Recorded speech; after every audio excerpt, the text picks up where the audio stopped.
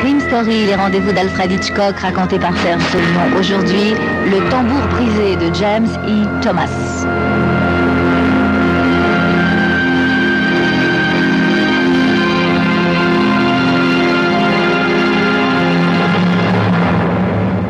D'habitude, je ferme à 1h du matin. Mais aujourd'hui, j'ai pas envie de rentrer chez moi. Pas tout de suite, en tout cas. Ethel, ma femme, doit être encore éveillée, attendant les derniers bulletins d'information à la radio ou à la télévision, pour savoir si une nouvelle femme sera assassinée cette nuit. Toute la ville est sans dessus-dessous à cause de cette sale histoire. Non, j'ai pas envie de fermer. D'ailleurs, je vais pas mettre Joyce à la porte. C'est ma dernière cliente et elle a encore besoin de boire 1 ou 2 verres pour se réconforter. Joyce, c'est une blonde qui doit avoir largement dépassé la trentaine, avec un beau corps aux formes plantureuses. Depuis quelque temps, pourtant, il me semble qu'elle a pris un sacré coup de vieux. Toutes ses rondeurs ont tendance à s'affaisser et 2 plis sont apparus au coin de sa bouche, lui donnant l'air d'un vieux chien triste. Pauvre fille, elle me fait pitié. Je vais près de la caisse éteindre les 2 panneaux publicitaires qui vantent une marque de whisky et de bière. Pas la peine de brûler de l'électricité inutilement, hein. Il n'y a plus maintenant que l'enseigne lumineuse portant l'inscription en lettres rouges au tambour brisé qui brille dans la nuit zébrée de pluie. C'est moche comme nom pour un bar. D'ailleurs, c'est moche pour n'importe quoi. Quand j'ai acheté le fonds, il y a 8 ans, j'avais bien pensé le baptiser autrement, mais finalement, j'ai rien changé. D'ailleurs, plus personne n'y fait attention. Remettez-moi ça, Eddie, me demande Joyce. Elle pousse son verre vide sur le comptoir dans ma direction. Je le remplis d'une double dose de bourbon et le pose devant elle.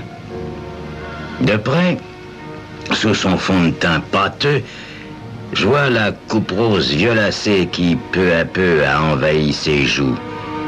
Et je songe que ça va être de moins en moins drôle, la vie pour elle, maintenant. Joyce n'est pas ce qu'on appelle une prostituée professionnelle. Elle est manucure, il me semble. Mais elle agit depuis longtemps en amateur, ramassant un homme de temps en temps dans mon bar. Plus pour rechercher une compagnie que par intérêt financier, d'ailleurs. Ce soir, ça n'a pas marché. Avec ce temps pourri, il n'y a pas eu grand monde à part les habitués. Mais elle se retrouve seule, ne se décidant pas à rentrer chez elle. Elle boit une longue rasade de bourbon et repose son verre d'un geste mal assuré sur le métal du comptoir. Cette ville est morte et votre fichue boîte est morte aussi, dit-elle. Je lui montre la vitre obscure finement striée par la pluie et observe. C'est la pluie, et l'heure, et ce quartier. Joyce se retourne et jette un vague coup d'œil sur la rue. Y a pas un chat dehors. C'est lugubre. Je vous l'ai dit, c'est à cause de la pluie et de l'étrangleur. Cette dernière partie de ma remarque lui fait faire la grimace. Pourquoi faut-il que vous me rappeliez ça? Je hausse les épaules et commence à frotter le comptoir pour faire disparaître tous les ronds que les verres ont laissés sur le métal. Mais j'y vais doucement, j'ai pas le cœur à l'ouvrage cette nuit. C'est vrai qu'elle va rentrer seule, la pauvre. C'est pas très prudent. Vous en avez du cran tout de même de sortir à cette heure et toute seule encore. Avec cette histoire, ma femme met plus les pieds dehors après le coucher du soleil. Moi, c'est plutôt le contraire, dit-elle. Je suis une noctambule. C'est à ce moment-là, quand le soleil se taille, que je quitte mon petit nid. Ses dents, tout à coup, elle a envie de lui faire peur. Je lui demande, même quand l'étrangleur rôde? Joyce me fixe. Elle aurait de jolis yeux bleus sans le large trait noir qui les cerne. C'est sa semaine, n'est-ce pas? Me demande-t-elle. Je fais signe que oui, tout en continuant à frotter mon comptoir. Et frappe toujours la première et la dernière semaine de chaque mois. Poursuit Joyce. Et aujourd'hui, nous sommes... Malgré l'alcool qui obscurcit son cerveau, je vois que l'inquiétude commence sérieusement à la tourmenter.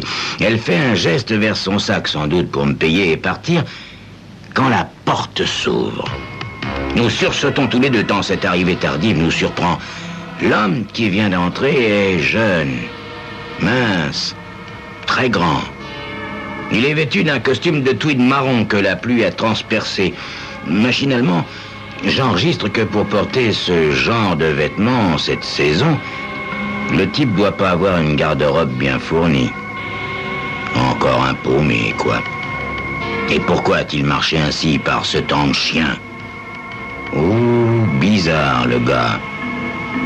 Probablement gêné par l'insistance avec laquelle nous le dévisageons, l'homme éprouve le besoin de nous adresser la parole. « Belle nuit pour un meurtre », dit-il. Une lueur effrayée passe dans le regard de Joyce, mais presque aussitôt, son expression s'adoucit et devient langoureuse. Elle s'est aperçue que le nouveau venu est joli garçon, avec son teint pâle, ses lèvres rouges et ses yeux noirs très brillants, un peu cernés. Il a cet air pathétique qui éveille infailliblement la tendresse de certaines femmes et leur besoin de protéger. Et j'ai bien l'impression que Joyce est de celle-là. L'homme s'installe au bar et commande une bière. Il s'ébroue comme un jeune chien et me salope tout mon comptoir. « Eddie !» me lance Joyce. « T'as pas quelque chose à passer à monsieur pour qu'il s'essuie et il va prendre froid ?» Je prends un torchon dans le placard sous le bac et le lance au beau gosse. « Merci !» dit-il en s'essuyant le visage et les cheveux. « Je ne me suis pas rendu compte, mais j'ai marché. » Joyce est venue sans façon s'asseoir à côté de lui et elle le questionne en minaudant. « Vous aviez une grande décision à prendre, peut-être? Ou alors vous ne saviez pas où aller ?» L'homme hausse les épaules d'un air désabusé et lui sourit. « Une combinaison des deux ?» laisse-t-il tomber. Puis il empoigne sa bière et en avale presque la moitié d'un seul trait. Il poursuit sur un ton amer, faussement moqueur. Qu'il s'agissait de savoir si je restais dans la grande ville pour tenter d'y faire fortune ou si je retournais dans mon Kansas natal. « Et qu'avez-vous choisi ?» demande Joyce. « Rien encore. J'ai jusqu'à 2h35 du matin pour décider de mon destin. Mon car démarre à cette heure-là. J'ai mon billet dans ma poche et ma valise dans un casier à la consigne de la gare routière, à 10 minutes d'ici. » « Et qu'est-ce qui vous a donné l'idée de retourner vous enterrer à la Cambrousse ?» demande Joyce. « Vous vous plaisez pas avec nous ?» Le grand brun vide son verre. « La même chose, » me dit-il. « Et servez madame également. » J'apporte une nouvelle bière et un double bourbon pour Joyce. Elle va être complètement paf, mais qu'est-ce que j'y peux, moi, hein? Je suis pas chargé de la surveiller, tout de même. Ça marche tout de suite très bien entre deux. Joyce est contente d'avoir trouvé de la compagnie et le type, lui, demande qu'à raconter ses malheurs. Je l'entends qu'il les dégoise en détail à une Joyce compatissante. Il paraît qu'il était dans la marine et qu'à la fin de son engagement, comme il n'avait pas envie de rentrer chez lui, il s'était trouvé une place dans un laboratoire photographique, mais soi-disant que le patron trouvait toujours hardi à son travail, par pure malveillance, bien sûr. Alors, hier matin, il s'était disputé avec lui et très vite retrouvé sans boulot. « J'aime pas qu'on me cherche des histoires, » conclut-il. « Dans la marine, c'était pareil. J'étais toujours en bagarre. » Ouais, j'ai bien l'impression que ce petit gars est nerveux. Il doit facilement s'attirer des ennuis. « Vous avez raison, » dit Joyce. « Il faut pas se laisser marcher sur les pieds. Comment vous vous appelez? » « Moi, c'est Joyce. Mon nom est Frank. » Il regarde la fille avec un large sourire enjôleur et j'ai l'impression que finalement, Joyce ne rentrera pas toute seule cette nuit. Elle est maintenant absorbée par son travail de séduction et elle a complètement oublié ses inquiétudes concernant l'étrangleur. C'est des filles dans son genre, pas méfiantes et plutôt tête en l'air, qui sont les proies les plus faciles pour le monstre. Bon, il faudrait peut-être que je commence à faire un peu de ménage, moi. Il est 2h moins le quart et cette fois, je devrais penser à fermer. Je vais chercher le balai pour enlever tous ces mégots que les clients jettent sur le sol sans se gêner, quand la porte s'ouvre de nouveau. Une grande silhouette s'encadre sur le seuil. C'est le lieutenant Donovan du 35e district. Je vais lui serrer la main tandis qu'il s'installe au comptoir un peu plus loin que les deux tourtereaux. Je les appelle comme ça parce que ils en sont déjà à se tenir la main et à se parler à l'oreille. « Bonjour, Bob », dis-je au policier. « Bonjour, Eddie, comment ça va ?» Nous sommes de vieux amis, et je l'aide à retirer son imperméable et son chapeau ruisselant de pluie que j'accroche au porte-manteau de façon qu'ils égouttent bien. Puis je repasse derrière le comptoir pour préparer la consommation de Bob. Oh, pas besoin de lui demander ce qu'il veut, c'est toujours la même chose, un scotch avec beaucoup d'eau. Quand je lui apporte son verre, je lui fais remarquer... Et vous travaillez bien tard aujourd'hui. Vous aussi, me répond-il. Je croyais que vous fermiez à 1h du matin. Aussitôt, je me défends parce que Bob a beau être un ami, il faut pas oublier que c'est un flic, hein. Ma licence indique 2h, lieutenant. Ne vous en faites pas, Eddie, répond-il. Je disais ça comme ça. Mais même si je vous trouvais ouvert à 3h du matin, j'irais pas vous chercher noise, croyez-moi. Alors moi, j'insiste. J'en doute pas, lieutenant, mais pour l'instant, je suis en règle. Bob Donovan éclate franchement de rire. Il me désigne son verre. Mais pas moi, par contre. Je devrais pas boire pendant le service. N'allez pas me dénoncer, surtout. C'est vraiment un brave type, ce Bob. Et nous rions tous deux un bon coup. Joyce et le dénommé Frank ne regardent même pas de notre côté. Je crois bien qu'ils ont commencé à s'embrasser. J'interroge le flic. Et l'étrangleur, ça avance ? Je sais qu'avec un de ses collègues, il est plus spécialement chargé du dossier. Il fait une grimace, m'indiquant que de ce côté-là, ça n'évolue guère. On piétine pas mal, m'explique-t-il. Mais il ne faut pas pour autant croire les journalistes quand ils disent que depuis 3 mois, nous nous sommes contentés de rester assis sur nos chaises, à jouer au poker ou à nous tourner les pouces. Ça n'est pas notre faute si tous les indices ne donnent rien. Mais, lieutenant... Et cette ficelle avec laquelle l'assassin attache les mains et les chevilles de ses victimes? La petite cordelette brune, répond Donovan. Enfin, c'est un article des plus courants. Il doit bien y en avoir dans tes tiroirs. J'en ai même chez moi. Qu'est-ce que tu veux faire avec ça? Non, on peut dire que c'est une sale histoire. Tiens, redonne-moi un second verre. Cette nuit, il fait vraiment trop froid. Ça me réchauffera. J'accepte, mais à condition qu'il boive vite, car il va être bientôt 2h. Entendant ça, Joyce et son soupirant réclament un dernier verre à leur tour. Je prépare les 3 consommations et les pose devant mes clients sur le comptoir. Bob saisit le sien et s'en envoie une bonne lampée. Il a vraiment pas le moral ce soir. C'est comme cette histoire de nœud. Il n'y a rien à en tirer. On dirait qu'il se parle à lui-même. Je le questionne. Hein? Quel nœud? Eh bien, les nœuds qu'il fait avec la cordelette. C'est toujours les mêmes. Des nœuds qu'on utilise dans la marine, paraît-il. Alors, bien sûr, on a pensé que l'étrangleur avait été marin. C'est possible, mais c'est pas si sûr. N'importe qui peut avoir appris à faire ses nœuds d'un parent ou d'un ami, par exemple. Bob étreint son verre comme s'il allait le briser. Fichus indices qui ne nous mènent à rien. On va arriver trop tard, il dit, je le sais, je le sens. Il va encore en tuer une cette nuit. Toute la journée, j'en ai eu le pressentiment. Je risque une petite plaisanterie pour détendre l'atmosphère. L'étrangleur est peut-être absent en ce moment, peut-être parti en vacances, pourquoi pas. Il peut bien avoir besoin de se reposer, lui aussi. Mais Bob ne sourit pas. Je crois qu'il m'a même pas entendu. Il vide son verre, pose un billet sur le comptoir et se lève brusquement. Je bois trop, je parle trop. Désolé de m'être déchargé de mes ennuis sur toi, Eddie. Ah, lieutenant, c'est à ça que servent les barmen, paraît-il. Il va vers le porte-manteau et met son imperméable et son chapeau, qui sont encore tout humides. Puis il me fait un petit signe de la main et sort.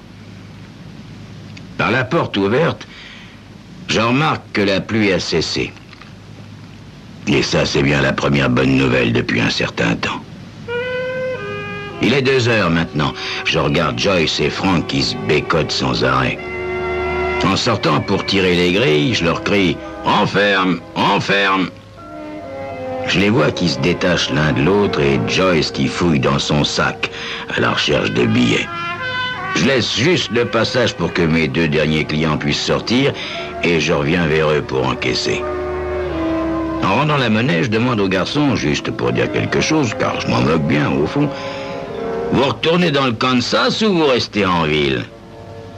Il me sourit niaisement et me désigne Joyce en lui passant son bras autour des épaules. Je ne sais pas encore. Elle va m'aider à choisir. La fille lui lance un regard attendri avant de m'adresser un clin d'œil. « Bonne nuit, Eddie » me dit-elle. « À bientôt. » Je la regarde partir avec ce type. Ça m'ennuie vraiment. Peut-être que je devrais la dissuader. Mais il est trop tard. Ils sont déjà dans la rue, enlacés. Sûr qu'elle compte que le type ne repartira pas pour son bled tout à l'heure. Il ne me reste plus qu'à fermer. J'éteins l'enseigne. La lueur rouge qui teintait la façade en face et se reflétait sur le trottoir mouillé disparaît. La rue semble encore plus lugubre, seulement éclairée par 2 lampadaires jaunâtres. Je décide de ne pas balayer maintenant, il est trop tard, ma femme doit commencer à s'inquiéter. J'ouvre le tiroir caisse et en sort la recette. Sans la compter, mais à vue de nez, il n'y a pas plus de $250. Je fourre les billets dans la poche de mon par-dessus. Je suis en train de l'enfiler quand soudain retentit un cri perçant. Je me précipite à la porte et aperçois au bout de la rue Joyce et son compagnon en train de se battre. Il la secoue violemment tandis qu'elle se débat de toutes ses forces.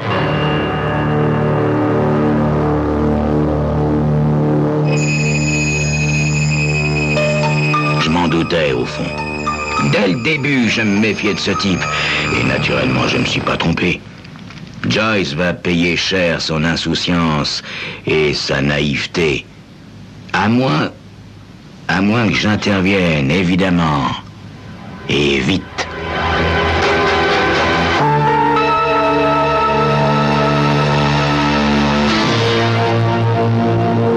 Sans hésiter, je cours vers eux du plus vite que je peux et je les rejoins sans qu'ils m'aient vu. Un bond direct du gauche sur la face de Frank et celui-ci lâche prise. Il tombe à la renverse, un peu sonné. Joyce se précipite vers moi et sanglote. « Oh, la petite canaille !» répète-t-elle sans arrêt. Elle a eu peur, mais j'ai l'impression que c'est surtout son amour propre qu'on a pris un coup. Alors je lui tapote le dos en disant « Allons, calmez-vous, c'est passé maintenant, vous n'avez plus rien à craindre. » Puis je la repousse afin d'être libre de mes mouvements, car je vois que Frank, assis sur le trottoir, commence à reprendre ses esprits. Je m'apprête à le maîtriser à nouveau, mais il essaie même pas de se lever. Il pleurniche. « Je voulais seulement son sac, je vous le jure. J'ai terriblement besoin d'argent pour prendre le car, justement. Je vous ai dit que j'avais mon billet, mais c'est pas vrai. Et puis ça fait pas 2 jours que je suis sans boulot, mais plus d'1 mois, alors vous pensez que j'ai plus un sou. » Il se tourne vers Joyce qui s'est appuyée contre un mur et continue de sangloter. « Pardonnez-moi, mademoiselle, je vous en supplie. Je sais pas ce qui m'a pris. C'est la première fois, je vous assure. » Il tente de se lever, mais d'un coup de pied, je l'en empêche. Alors il se met à me supplier. « Je vous en prie, me donnez pas à la police. Laissez-moi partir. C'était la première fois. Je vous jure que c'était... » Il est vraiment minable, ce type. Je le regarde quelques secondes avec dégoût. Il est assis sur son derrière, tout recroquevillé, le visage levé vers moi, implorant. Je recule mon pied pour le frapper et lâche avec colère. « Hé, fiche le camp d'ici et que je t'en vois plus !» Aussitôt, il s'écarte pour éviter l'impact de ma chaussure et file à 4 pattes pendant quelques mètres. Puis il se redresse et court jusqu'au coin de la rue où il disparaît. « Bon vent, Minus !» Joyce est restée collée contre le mur. Elle me fait un timide sourire en reniflant. Je mets ma main sur son épaule et je lui demande « Comment ça va ? Vous vous sentez mieux maintenant ?» Ah oui. Merci, Eddie. Heureusement que t'es intervenu. Sans ça, je sais pas ce qui aurait pu se passer. Oh, pas grand-chose, hey. Je crois qu'il en voulait simplement un veau de sac. Il s'essuie le visage avec un mouchoir tout chiffonné et ne réussit qu'à se barbouiller encore plus avec son rimel. Puis brusquement, elle se fige et ses yeux s'agrandissent de terreur.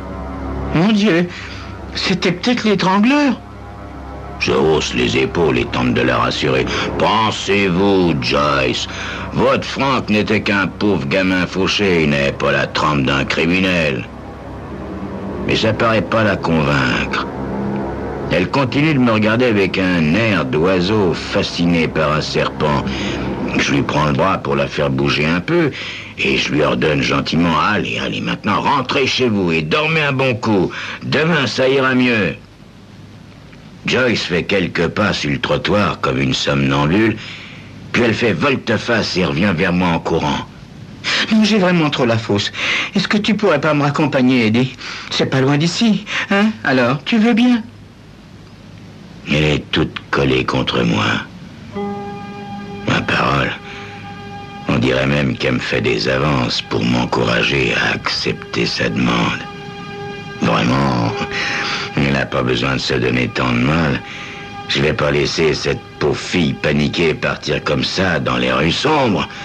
Tant pis, ma femme va s'inquiéter un peu plus longtemps, mais je sais rendre service quand c'est nécessaire. Je dis à Joyce de m'attendre le temps de fermer le bar. J'y retourne rapidement, éteins les lumières de la salle, puis je ferme la porte et le verrou de la grille. En mettant les clés dans la poche de mon pardessus, je cherche la petite pelote de cordelette brune pour m'assurer qu'elle s'y trouve bien. J'en doute pas d'ailleurs, puisque je l'y ai mise depuis presque une semaine. Mais j'aime bien la sentir sous mes doigts. Joyce m'a suivi et m'attend sur le trottoir d'en face, son beau corps aux formes bien mûres, éclairé par le réverbère. Je lui demande « Alors, on y va ?» Quand elle me prend le bras en souriant, je remarque qu'elle a remis du rouge à lèvres. Elle est plus calme maintenant. Elle a confiance. Pauvre Joyce.